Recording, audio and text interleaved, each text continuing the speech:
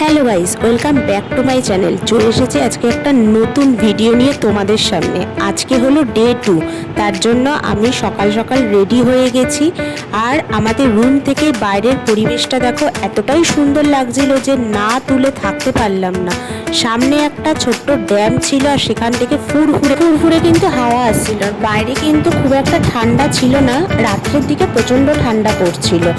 বলে রাখি, আমরা পান্ডুয়া ড্যামে ছিলাম, সেখান থেকে আমরা জিসপার উদ্দেশ্যে রওনা হচ্ছিলাম। বাইরের পরিবেশটা এতটাই সুন্দর ছিল, প্রত্যেকটা ভিউ এতটাই সুন্দর লাগছিল যে না তুলে থাকতে পারছিলাম না। আমি তো ফোনে ক্যাপচার করছি, সাথে তোমাদের সাথেও আমি শেয়ার করছি যে বাইরের পরিবেশটা কতটাই সুন্দর ছিল। আমরা পান্ডুয়া ড্যাম থেকে সকালে বেরিয়ে পড়েছিলাম জিসপার উদ্দেশ্যে। সেখানে পৌঁছতে সন্ধে নেমে এসেছিল।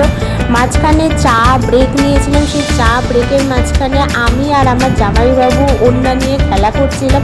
তারপরে সেখান থেকে উঠে গিয়ে আবার কিন্তু আমরা জিসপার উদ্দেশ্যে রওনা হচ্ছিলাম। বাইরে যে ভিউটা এখন দেখতে পাচ্ছ, এটা শিশু ভ্যালি যাওয়ার রাস্তা। ভীষণই সুন্দর, বরফের সময় আরও সুন্দর লাগে, কিন্তু এখন যেহেতু বরফ নেই তার জন্য পাহাড়ের চূড়ায় বরফ জমে আছে। আর চারিদিকে এতটাই সুন্দর গ্রিনারি যে দেখতে খুবই সুন্দর লাগছিল।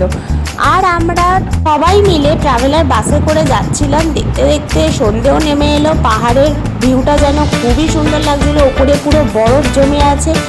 সেটা দেখতে দেখতে কখন যে হোটেলে এসে পৌঁছালাম। হোটেলের রুমটাও তোমাদের সাথে শেয়ার করলাম। তো আজকে প্রচণ্ড ক্লান্ত হয়ে গেছি। দেখা হচ্ছে নেক্সট ভিডিওতে, ততক্ষণের জন্য টাটা।